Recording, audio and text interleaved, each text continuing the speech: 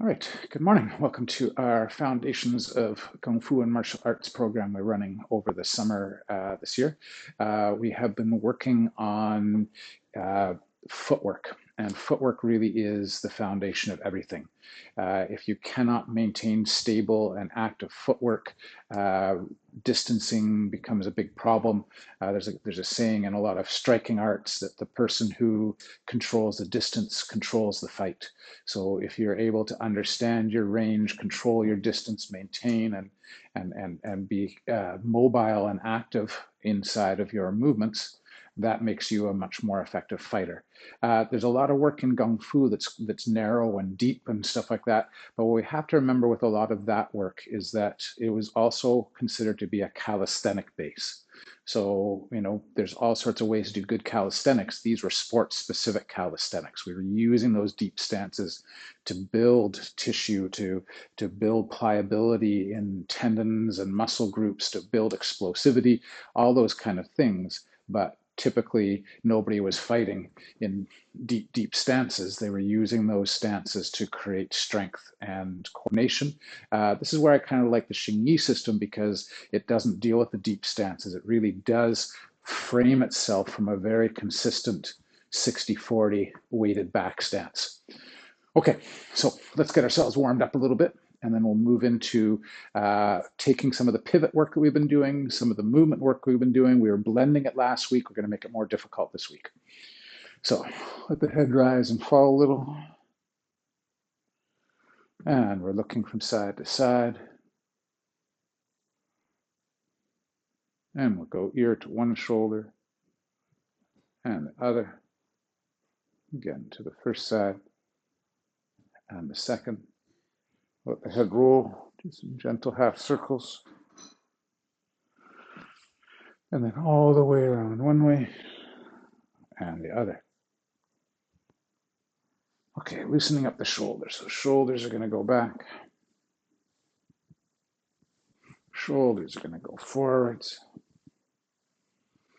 Arms can circle one way and the other. We're going to reach and lean to one side and to the other. Again, to the first side and the second. Let your arms go nice and loose. Wrap around the body a little.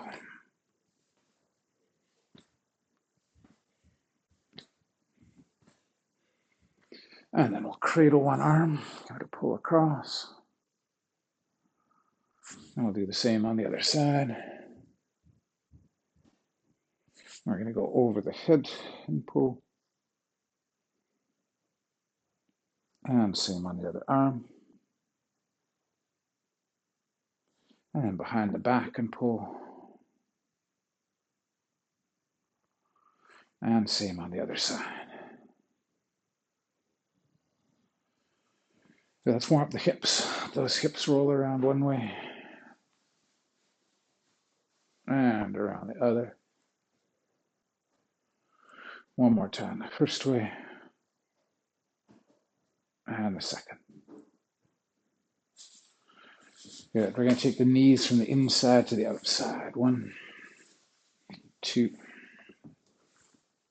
3, 4, 5. From the outside to the inside. 1, 2, 3, 4, 5. Good. Feet together. Knees around one way. And knees around the other. One more time. The first way. And the second. I'm going to stretch down. And hang down. And we can roll to come back up. Speaking of my jung and long fist work, let's use some of that to warm up today. So we're going to go feet a little wider than shoulder width. We're going to try to get thrust from one leg to create punch out as we fold in the other to create potential. We're going to grasp, we're going to twist, we're going to punch. 1, 2, 3, 4, 5, 6, 7, 8, 9, 10, and again, 1, 2, 3, 4, 5, 6, 7, 8, 9, 10. Slipping underneath, Wei Lung Bai Mei. 1, 2, 3, 4, 5, 6, 7, 8, 9, 10, and again, 1, 2, 3, 4, 5, 6, 7, 8, 9, and 10. Good. Now come on up. Okay, so let's jump into what we've been talking about. So one of the main things we were talking about is the ability to always default to a good, stable position for our stance work. We were talking about the concept of athletic potential, that we want to have potential in our legs for both receiving and issuing force.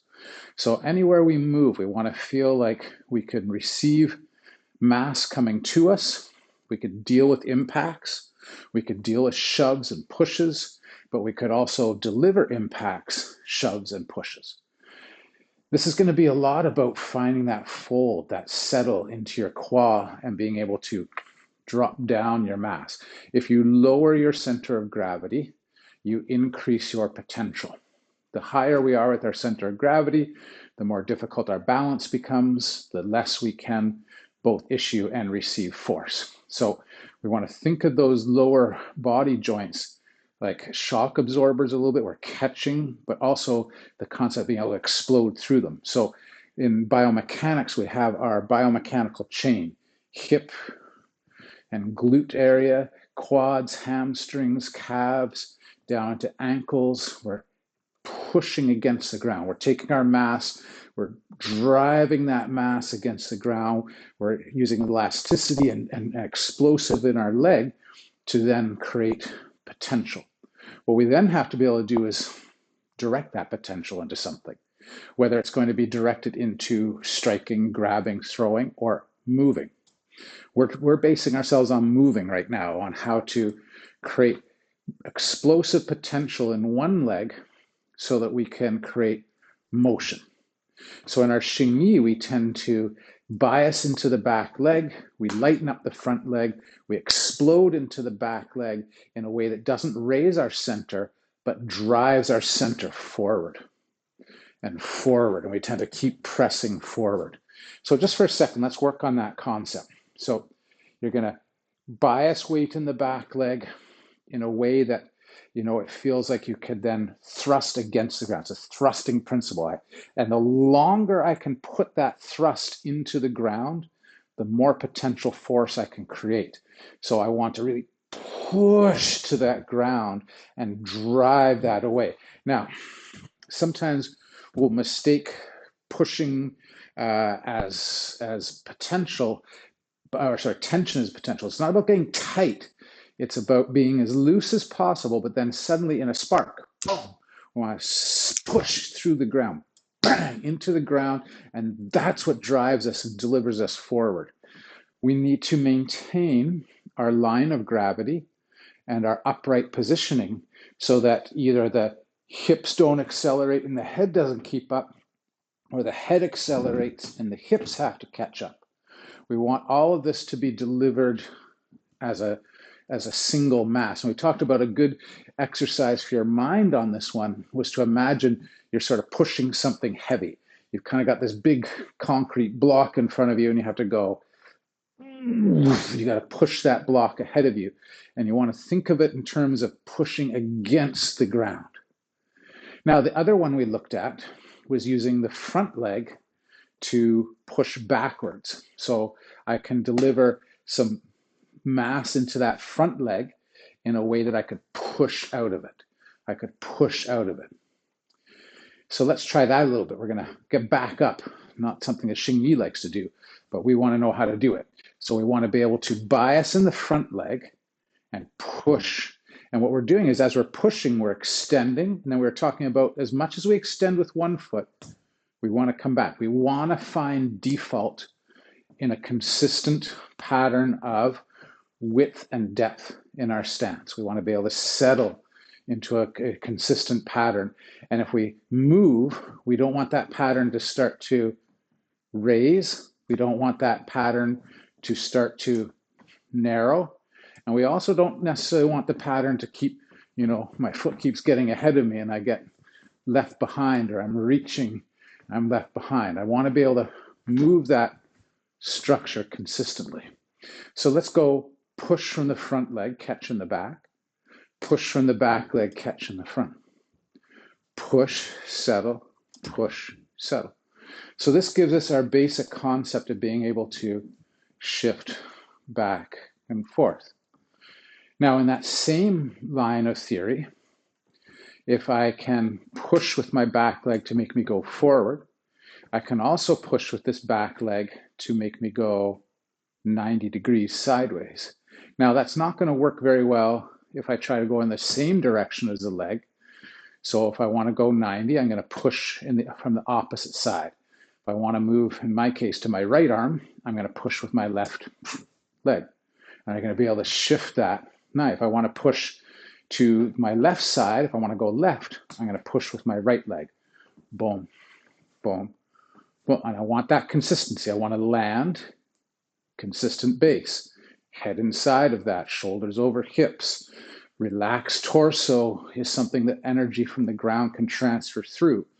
Tight torso, no energy transfer through that torso. So we could go side, side, or the other way. Side, side. So a nice little exercise for getting this concept of using an extension and collection. There's a way of thinking about it. I open the stance, I come back to my neutral. I open the stance, I come back to my neutral. Same going forwards. I open the stance, I come back to my neutral. I go backwards, I open, I come back to neutral. So a good exercise for this is a square. So if we go, I'll turn my back, we can work it together. Let's go left leg forward to start. So we're going to go forward, then we're going to go left, then we're going to go backwards, then we're going to go right. Forward, left, back, right. Do you have that looseness? Do you have that potential all the time? Could you move the block? I push it forward, I slide it sideways, I pull it to me, I push it sideways, I push it forward, slide it sideways, pull it in, slide it back, push it forward, pull, slide, push, slide, pull, slide. Let's go right leg forward. So same idea. I want to be able to push some mass. So I push from my back leg. Nice. I'm going to slide it over to my right. So I'm going to use that left leg to help me slide that mass over. I'm going to pull it into me. So I pull it to me. And use my right hand, right leg, slide, push, slide, pull, slide, push, slide, pull, slide, push, slide, pull, slide. Nice.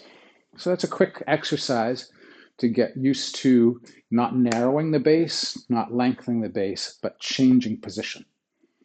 So momentarily I'm opening the base because I'm thrusting from one leg and expanding with another, whether that expansion is sideways, backwards, or forwards. Okay, so what's our second major way of moving without changing our lead leg?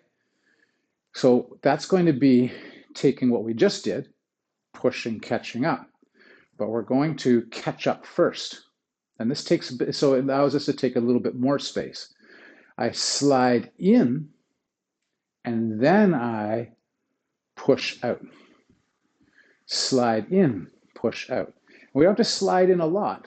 We're just taking a little bit of space with that back leg. So we slide in the back leg, and then what are we going to have to do here for mass? We're going to have to Let it get into our front leg, because that's the only way we're going to be able to bring that back leg in a bit. But as soon as that weight starts to go into the back leg, I want to extend and catch up again. 1, 2, 3. So it's a little more complex. Step up, push out, find your neutral. Step up, push out, find your neutral. 1, 2, and settle. 1, 2, and settle. So now I'm sneaking that back foot in. It does, like I say, it doesn't have to be dramatic. This is where I can steal a little bit of some kind of a stolen step, as sometimes referred to, where I steal a little bit of space with that back foot. If my weight shifts, I can bias, and then I can extend. So if I was able to get a 1 foot push with just pushing, reaching, and catching up, if I steal 6 inches first and then get my 1 foot push, I have now increased my ability to move forward by that extra 6 inches. Hope that's making some sense. So let's try that with the other leg as well. So you're going to go slip up, push out, slip up, push out. When you slip up, potential, push out, potential. So I'm not necessarily looking to create the push on the slip. I'm looking to get in a little closer so I can thrust back out again. In, thrust out, step in, thrust out, step in, thrust out, step in, thrust out. A few more seconds to play that one. 1 and 2, step in, push out, step in, push out, step in, push out. Okay, so how's that work if we're going backwards?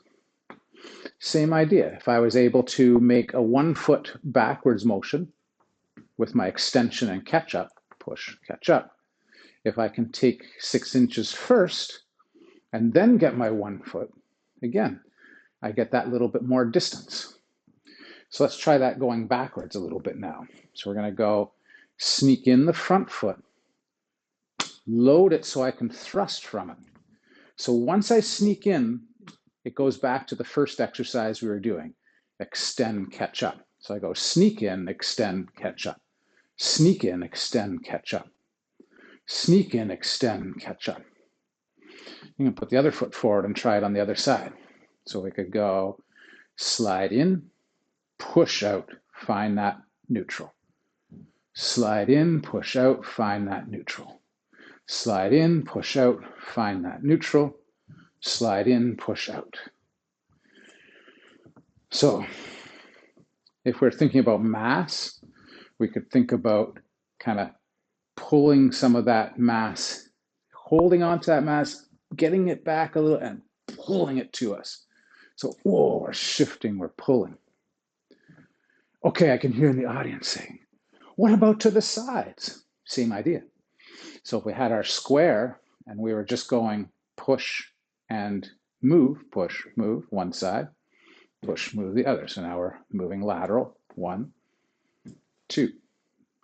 Now I could go step in a bit, push out, find my neutral, shift, find my neutral.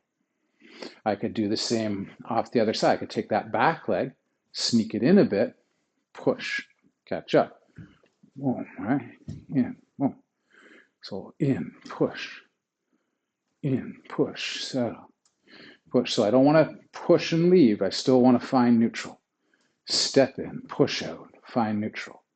Step in, push out, find neutral. Step in, push out, find neutral. Keep that going for a second. You can go 1 foot forward, then try it with the other foot forward. Get that sense, okay, back leg kind of creeps in a bit. Now I can push and move over.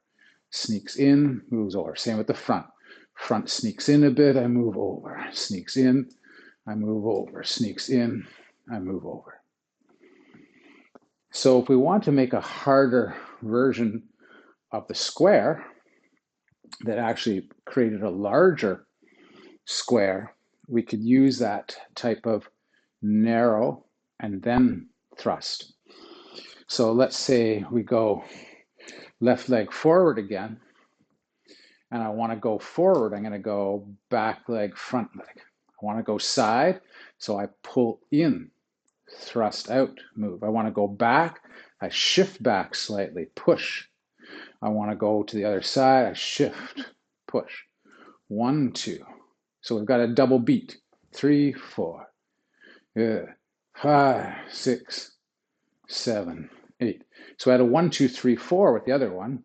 1, 2, 3, 4. Now we've kind of got a bit of a double movement here, or an and, where we go and 1 and 2 and 3 and 4 and 1 and 2 and 3 and 4. A couple more times. And 1 and 2 and 3 and 4. Keeping that nice upright. Good. And 1. Good. And 2 and 3 and 4. Change lead. Same on the other side. So back, left leg shifts in, thrusts. Right leg shifts in, thrusts on the lateral. Right leg shifts in, thrusts back. Left leg shifts in, lateral. Left leg shifts in, forward. Right leg shifts in, thrust lateral. Right leg shifts in, thrust back. So we have our and 1 and 2 and 3 and 4 and 1 and 2 and 3, 4. Let's do one more of those circuits. And 1, good, and 2, good, and 3, last 1, and 4. Okay, doesn't sound like much, but it certainly adds a lot more complexity to that moving. Now we could make this very, very small. So if we were playing a little bit more of a Western boxing, kickboxing kind of play, notice how in just moving around, I'm using all those principles to keep me kind of shifting, kind of moving. Shuffles, shuffles, lead leg, then push, just push, just push, shuffle, push. Lots of different timing changes that can come out of this stuff where we're kind of just creeping, shifting, slipping, moving, back a little bit, front a little bit. And the back leg, those cheat ones, are ways that we gain more space than is visually obvious. Does that make sense? So if I'm going to move in and I thrust and I move in, you see my body coming in. Maybe I'm delivering a punch or a push and I'm coming through with that. But in my movement, if I steal just a little space with that back foot, it's not always as obvious. And then I have the extra 6 inches that I was talking about, or the extra, if you're being subtle, maybe it's just an extra, quarter inch or 2 inches, little bit of take, little bit of leave so that I can be in motion. Okay. Takes a lot in the legs too to be sitting down and pressing and catching all the time. So let's link that. Let's link that to last week's work. So last week's work, we were talking about pivots. Now, we're getting detailed and we're making 5-minute increments, but let's go to our Kung Fu theory of 8s, the 8 directions. So if you're working in a room, your 8 directions are going to be front wall, corner, side wall, corner, back wall, corner, side wall, corner, front wall. 8 directions. The square and the diagonal. So let's do a little bit of that pivot work. Let's just stay with quarters for now. So we're going to go for a nice quarter turn on the lead leg like we've been doing. So now that thrust of the back leg is not trying to make us move forward. That thrust of the back leg is kicking us around the front foot. 2, 3, 4. 1, 2, 3, 4. Okay, so how could we use some of our shuffles in this? So let's start out with a straight shuffle. I'm going to go quarter turn pivot. When the back foot lands, I'm going to shuffle and push. And we kind of touched on this. Turn, shuffle, push. Turn, shuffle. Turn on the front leg, shuffle in. Let's do one more circuit that way. 1, shuffle in. 2, shuffle in. 3, shuffle in. 4, shuffle in. Are you still finding your neutral upright position? Other leg forward. So we were stepping around the front foot. So I was talking about how that is kind of turning towards your belly a little when you got lead leg. So we go pivot. Let's just try it without the shuffles. 2, 3, 4. So we pivot, shuffle, pivot, shuffle, pivot, shuffle, pivot, shuffle. One more time. Pivot, shuffle, pivot, shuffle, pivot, shuffle, pivot, shuffle. Getting all those neural pathways firing so we can get all these parts working together. Okay, now can we go back to our original lead, and could we do this with a kick out to the back? Turn, shuffle. So now we're turning towards our back. Turn, shuffle, turn, shuffle, turn, shuffle. One more time with this leg forward. Turn, shuffle, turn, shuffle, turn, shuffle, turn, shuffle. Other leg forward. So we're moving towards our back. Now that back foot is skimming across. Shuffle. 2, shuffle. 3, shuffle. 4, shuffle. Now notice as we land, we're already thinking about shuffling. Push, shuffle, push, shuffle. So we got that weight in the front leg, and then we can use it to kind of create some moving, some backing up. How do you keep playing with these games? Well, we've talked about front foot and back foot separately. So we could use our back foot pivots just as much. So if we're thinking about opening across the front leg, we could be pivoting and shuffling, pivoting and shuffling, pivoting and shuffling, pivoting and shuffling. Now I can blend that so that there's not two separate things. I could be pivoting on from the back leg, but also using that to thrust. I can pivot and thrust, pivot and thrust, pivot and thrust.